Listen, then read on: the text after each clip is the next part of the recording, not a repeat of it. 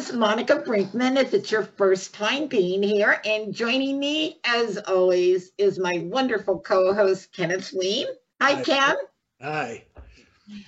Now, you also see two gentlemen sitting with us. I want to introduce you to two exceptional authors. And first is Mr. Steve Lindahl. Hi, Steve. Hey. And we're going to talk a little bit about their books today and also some other things. We want you to get to know them and their writing styles. Next, we have Dr. Robert Williscott. And he also writes some very, very exciting books. And I think Ken's going to talk about that a little bit also. But can I understand first you had a little bit of writings to share with us? But if you notice behind Robert, he has an interesting display there. It is from the Arctic, and it is about, actually, his book, which is called Operation Icebreaker. And so I thought I would read something from the Arctic. And this one is by, I'm sure I'm murdering this gentleman's name, Piuvgek. And he is a Netsilik Eskimo. And it's called The Joy of a Singer. A wonderful occupation, making songs, but all too often they are failures. A wonderful fate, getting wishes fulfilled, but all too often they slip past. A wonderful occupation, hunting caribou, but all too rarely we excel at it, so that we stand like a bright flame over the plain. Oh, that's beautiful. I love that. I love the poems and the prose that you share with everyone. Well, I have fun with that, looking for something. Now, I have to tell you, I've read, of course, both these gentlemen's books, and Robert's book is not poetry. No. It is, in my reviews of it, I'm telling people it's for people who think of books in terms of STEM, science, technology, engineering, and math. This is a book where, you might read like, Tom Clancy, about the submarine, Red October, and you say to yourself, well, what does all this stuff mean? What is this engineering about? How do these guys do this? How do you run a submarine? How do people actually do this stuff? And Robert Williscroft actually has done these things, and he has trained divers. This book, is about diving out of a submarine, going down beneath the ocean, going out of the submarine and doing things. And I don't want to do too many spoilers telling you what things. Yeah, but how exciting. But yeah, can you imagine? And there's this wonderful, wonderful section about they're out there doing their task. And again, you got to read the book, folks, to find out, because it's really like top secret stuff from back a ways. So, it's not so top secret now, but it was at the time real top secret stuff. And they're doing it out there under the sea, under the ice. And narwhals, which are one of my favorite of all the animals, and beluga whales are coming along and interacting with these divers. I mean, where is this located, Ken? Robert, where's it located? It starts off in New London, Connecticut, moves up the east coast of the United States between Greenland and Baffin Island, and then moves across the Arctic and ends up off of Point Barrow, Alaska. Oh, we're really traveling the full scope. And you find out what speed you have to travel at, and what some of the challenges are, and what the ice conditions tend to be like, and how do you get a fix navigationally. I mean, if you are at all interested. Now, I had a cousin, whom I really, really admired, one of my favorite cousins, was a submariner. Now, this was, of course, many years ago. This was before atomic subs and stuff. Mhm. But, he would never talk about it. He would just, the only thing he ever told me about it was that it got awful close. Ken, can I jump in just a second? Please. You used the term submariner. In submarine circles, them's fighting words. We are submariners. A submariner is someone who rides a submarine. A submariner is a subspecies of mariner. And you'll learn that in the book. I stand happily corrected. So, you've done a lot of this stuff, right, Robert? Yes, I have. The books in the Mac McDowell mission series are based upon my personal experiences. Mm-hmm. I have dove with orcas. I've dove with narwhals. I've dove with belugas, even bowhead whales. Mm-hmm. I would love to see some pictures of that. Something very interesting about both bowheads and about belugas and narwhals, they tend to occupy the space right at the Arctic ice edge, so that sometimes they're under the ice and sometimes they're not. They've got about 20 minutes of underwater time before they got to take a breath, and occasionally they find themselves too far under the ice to come back to either a polynya or open water. Oh. Somehow they communicate with the bowhead whales, and the bowhead is capable of breaking through a couple of feet of ice, and the bowhead will break the ice for them. Oh, wow. Isn't that cool? Never knew that. Now, you used the word there, polynya. But would you define it for the audience? Sure. I know in your book. Back when I was finishing up my undergraduate degrees at the University of Washington in the late 1960s, I was part of a research team up in the Baffin Bay, which separates Greenland from Baffin Island. And there is an area up there that tends to be ice-free all winter long. In the Arctic, in the Antarctic too, but it's so different there. But in the Arctic, an area that is ice-free is called a polynya. We were studying the cause of that polynya. That's why I and the others were up there. But you find these throughout the Arctic. Have you been there recently, Robert? Relatively. Not last week or last month, but relatively. I mean, are you seeing the changes in climate? Or? Well, I don't want to get off on that too far, because I can go for 2 hours telling you. Most of what you hear out there is information that has been bent to fit somebody's agenda, and that's too bad. You hear about the polar bear population, for instance, disappearing. In fact, now there are 13 distinct species or types of polar bears, 13 different populations. All but one of them are larger than they've ever been since we recorded. And the only reason the one is lower is because it occupies, its home area is an area where the Canadian population has been moving into, and the bears don't like to be around humans, and so they backed off, and their population has gone down a bit. And those are the kinds of things that you hear so much of. There's a lot of warming, but whether humans cause it or not is an absolutely open question. And you'll find major scientists, big name guys who've been working in the field all their lives, who will stand on both sides of that issue. And they have got open minds and are willing to let the data take them to wherever. And it should be that way. Yeah, it should be, of course. That they're open to everything. Interesting. Well, that was a little bit of positivity, so that's good news. Okay, Never do that. So let's switch a little bit to Steve Lindell's book, which is very different. It's called Chasing Margie, a case that wouldn't stay cold. I unfortunately didn't have a cover. I have a Kindle copy, but there we go. There's the cover. So I want to read this. It's in a totally different marine environment. And that was why one of the things, these are both water books, and I'm an Aquarian. Yeah, I'm sun, so.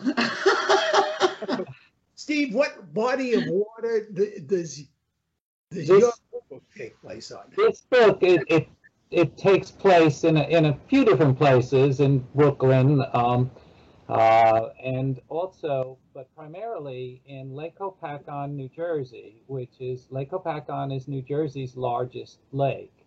Mm-hmm. And it is a resort area of sorts and has been for a long time. In its heyday, there were hotels all over the place in the late 19th century. And people would ride the rail in from New York City. They'd ride the trains to the southern tip of that lake, and they'd take boats up to their various hotels or their cottages, whatever. But this particular book is set on one of the islands in the lake, and what happens is a young girl, a 3-year-old toddler, goes missing, and people are searching madly for her, and they just can't find her. She has disappeared from that island, and they don't know why. And the search goes on, and it is passed down to the next generation. And they try to involve some criminal elements to look for the child, hoping that they can bypass any of the laws that might be keeping the police from making any productive advances in the search. But nothing happens. Well, advance forward almost 100 years, and a young woman who is of very modest means discovers that through her DNA analysis, that she is a descendant of this missing child. And the child was the daughter of a very wealthy family that still has a lot of money. So that's where the book is headed. She now knows she has, if not a legal right, at least a moral right to some of that money.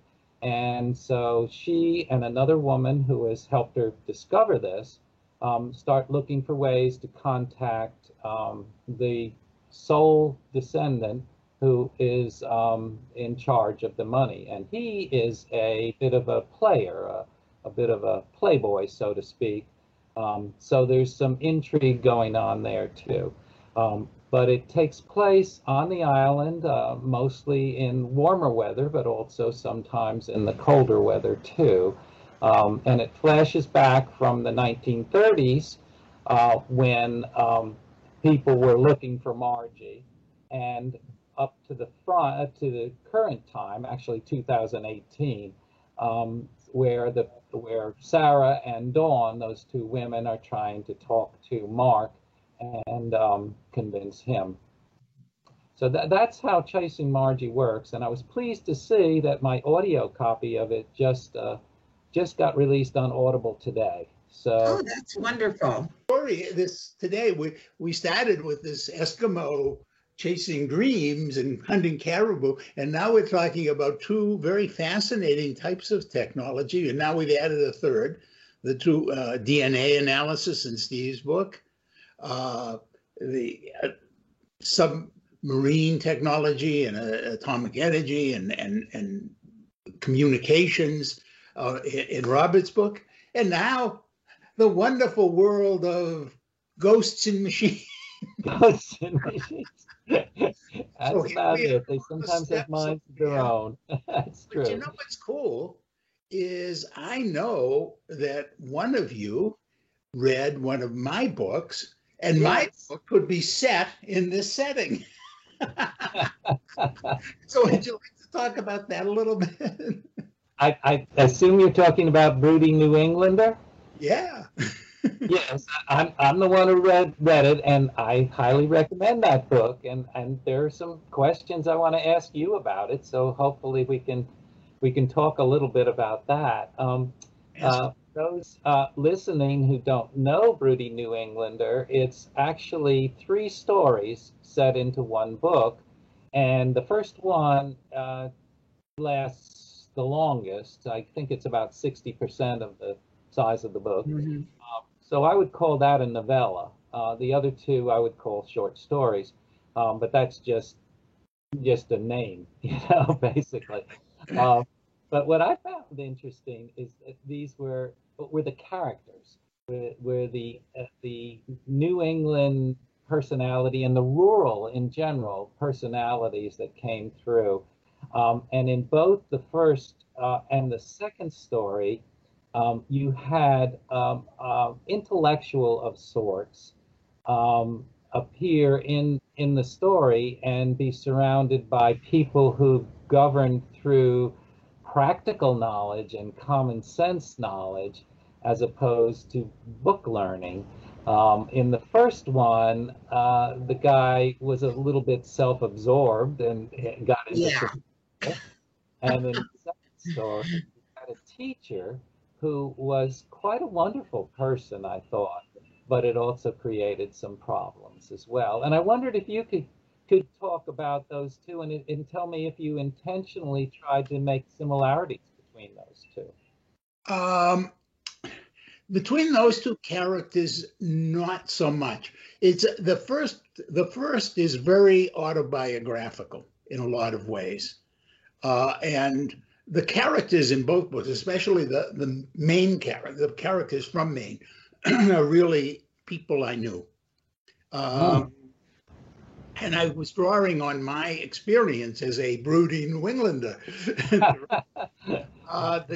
Both people, both of the intellectuals are somewhat modeled after my father. Okay, who was a school teacher and who was not a particularly good school teacher, in my opinion. As a matter, he would have told you he was not particularly. He had started out to be, and then he lost, for very real reasons, his motivation, and became involved instead in running these summer camps in Maine, which is how I happened to spend so much of my life in Maine. And the people I drew on in Maine are the people I knew there. And it's very interesting because other people who spent their summers going to summer camp there didn't get to know these people. These are the people that meant something to me, and I've hopefully brought them alive in these. Well, you definitely did, Ken. Yeah, you did. And I want to just add, there's one more character I want to, in the third, which is kind of a more a twisted horror, and it takes place in a different locale in Maine. It's my favorite one. Yeah, and I like that too. I like the mystic element. That character is an owl.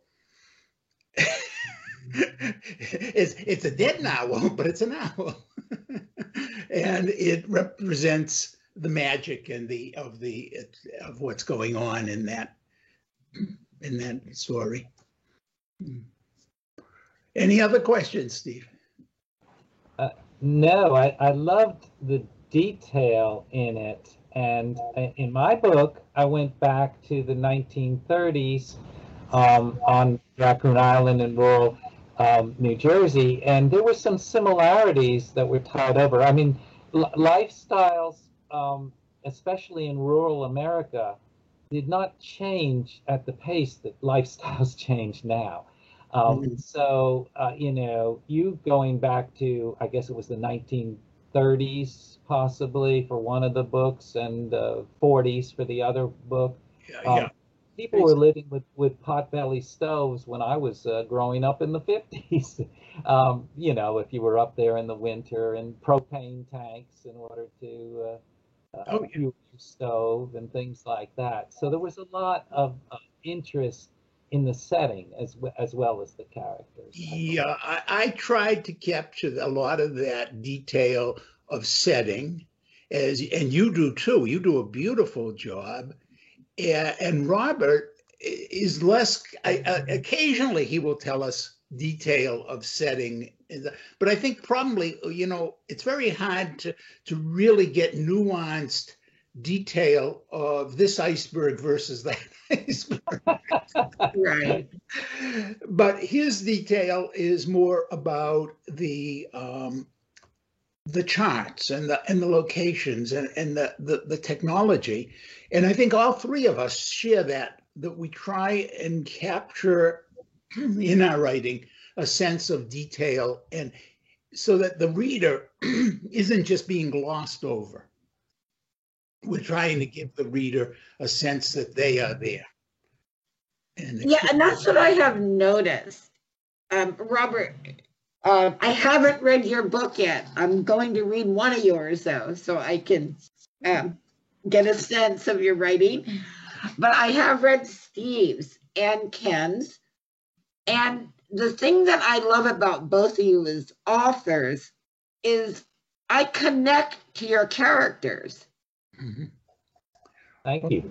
And that's a hard thing, I think, to do. I care about them, or I'm angry at them, or, I get involved in it. And in fact, you bring us right there. We feel like we're part of it. And that's what I consider a great book. And I can imagine, Robert, the adventures that you have in your book. It has to be just exciting, exhilarating. The funny thing about Robert's book for me was, is I did not, although he does try and make his human characters very real. And for example, telling us what the guy is eating for his midnight snack while he's trying to figure out what to do about this next diving situation. I mean, he tries to make them human. But the real character for me, the fascinating thing to me, was the real character was the submarine, was the ocean, was the weather, and there's just this one point, again, I don't like to do too many spoilers, but there is this one point where they have pulled in to harbor up in Alaska and to resupply and et cetera. And the pilot comes out. That's you don't take a big boat into a narrow harbor without somebody who knows how to do it. I mean, it's kind of tricky stuff. So the pilot comes out and gets on board, and the main character, Mac, I guess or was it the captain? I forget. One of them says to this pilot, would you like to come out and with us and do a dive before we leave? And of course, this guy who's never been on a sub before, I mean, his eyes light up. Like, can I please?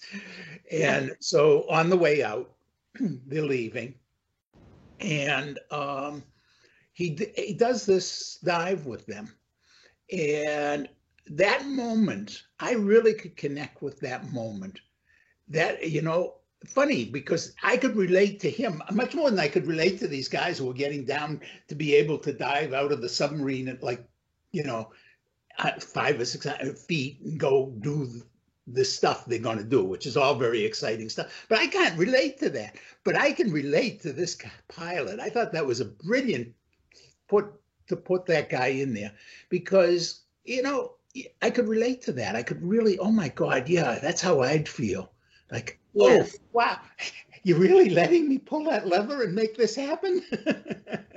Well, I think so many people have no idea the workings and what is all involved in diving, especially in those conditions. Yeah. Whereas Steve, you give me a character who falls out of a canoe, which is much more my style. Right. I've fallen out of lots of canoes. Or falling out of them, right? Your characters are people that I can't imagine being on. I mean, can you imagine, Monica, being on a submarine for like a month or so? I mean, being under the water practically the whole time. I mean, they come up surface, and there's some breaks in the ice, and they're gonna take a navigation fix. And the captain says, "Okay, guys, you can go off, in small groups, but don't go too far. If you hear the siren or whatever it is, come back, because it means we got a polar bear coming." And they get off, and they're, wow. So I'm like, "Mah, mah." There's a polar bear actually coming. I mean, I can't imagine it. I know. That's why we read, because it's so exciting. Yeah, it takes us I think it's really interesting because, Robert, your book takes us to places most of us will never, ever, ever go.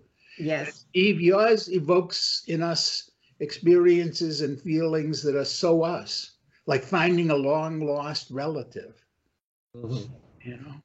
Well, and Ken, your characters, the stories are so real. Yeah. Well, I think, you know, the dilemma in Mother's Teat, which is the middle story, the dilemma of the oldest daughter in the family. Who does she want to kill more? The father, who is a brute, or the school teacher, who's this nice guy, but has broken her heart, her adolescent heart? Who does she want to kill more? You'll have to read it and find out.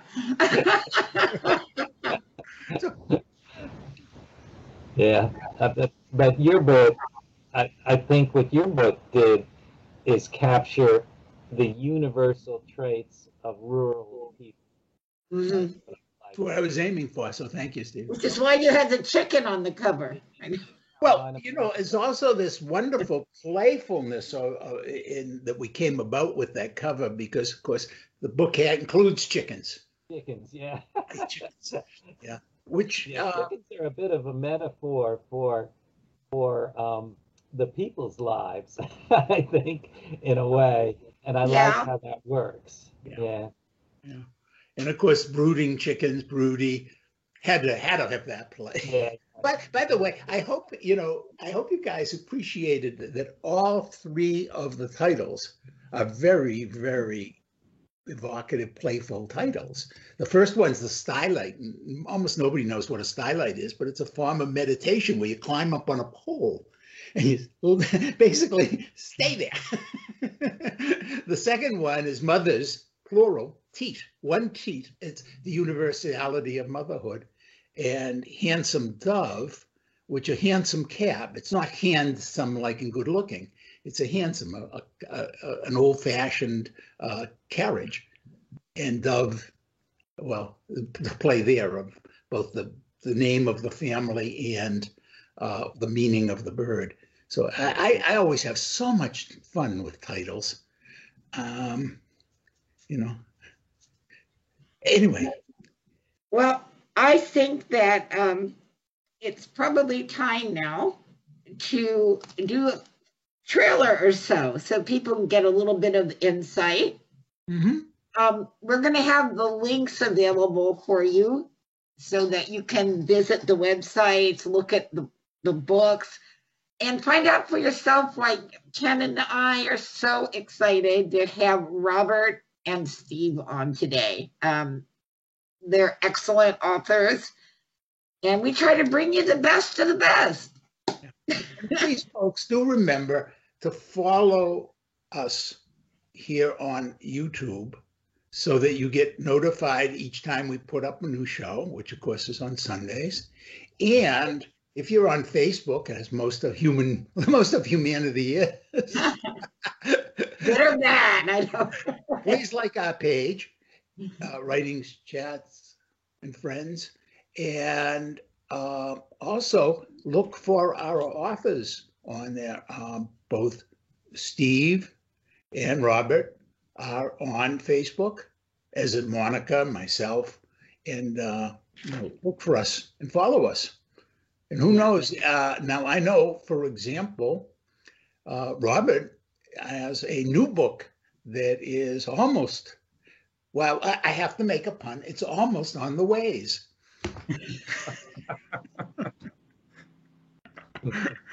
And it's the third one. The book, the Operation Icebreaker, is the second in the series about this character. And this is the third one coming on. What's the title of that, Robert, before we go? Operation Arctic Sting. Oh.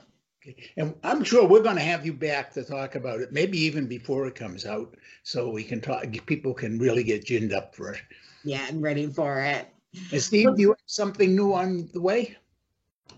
Well, I just had the Audible come out on Audible for Chasing Margie. So that's my newest thing. It was just released today and should be on Amazon in a couple of days. Fantastic. I'm working on my next novel, of course, but that'll be a little while. It'll take me a little while before that comes out. So Chasing Margie is my latest one.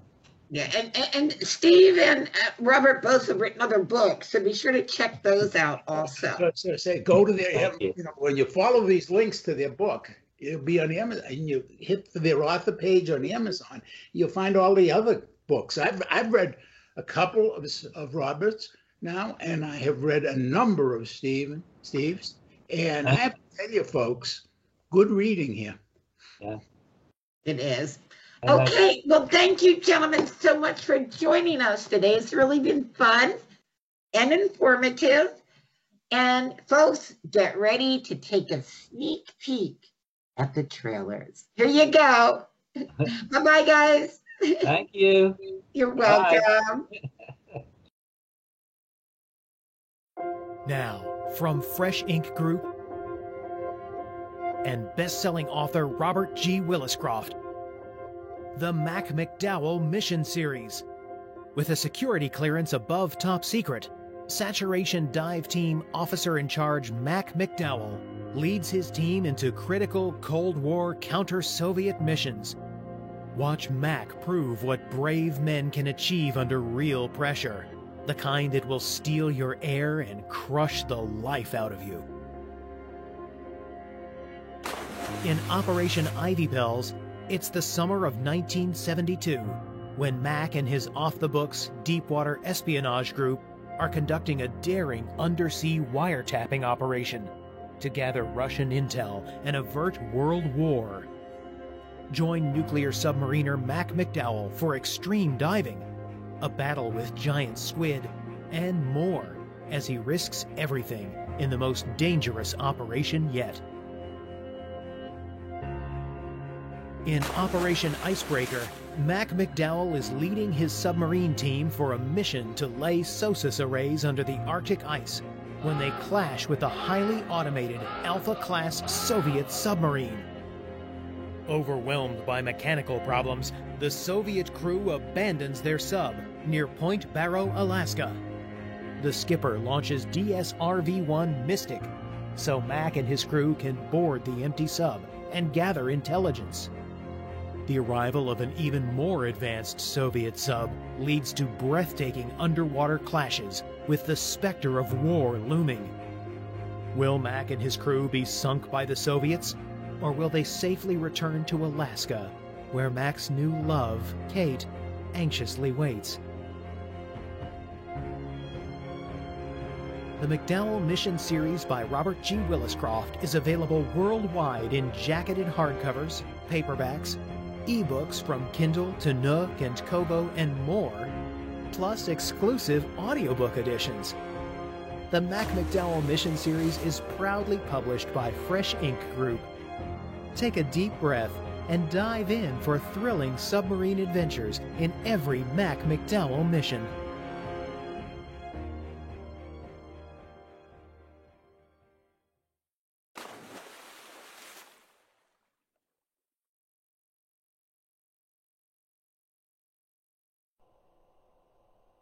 Lake Hopatcong is a peaceful place. In the early 20th century, it was still a popular resort area for New Yorkers who could ride the train to the southern tip of the lake and travel by boat to their summer homes. But even in the best places, bad things can happen. Margie Gladstone, the 3-year-old daughter of a wealthy family, goes missing. The search for her goes on and on without success.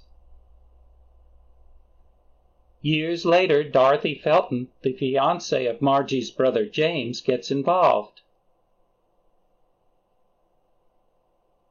James and Dorothy, along with their friends Albert and Anna, follow leads that bring them in contact with prostitutes who work for Polly Adler. They are led to the brothel, where they find dance band music, scantily clad waitresses, and gangsters side by side with members of New York's upper-class society. what they discover isn't all bad. There is also a network of religious people who play a part in this story. Nearly 100 years after the tragedy, a woman discovers through DNA analysis that she is descended from Margie. Sarah is a lower middle-class 30-year-old woman who lives paycheck to paycheck. Her life consists primarily of working at a clothing store and taking care of her senile mother. But she is the second cousin of Mark, the man who now controls the money, and she is pretty enough to get noticed. Mark and Sarah enjoy the lake events, such as sailing, while they get to know each other. But Sarah has competition for Mark's attention in the form of Robin, a karaoke singer with a beautiful voice. Can Sarah obtain a small portion of the Gladstone fortune? What would the money mean to the quality of her life? How can she find out if any of this is possible? And most importantly, what happened to Margie? Chasing Margie is available on Amazon.com in print, Kindle, and audio formats.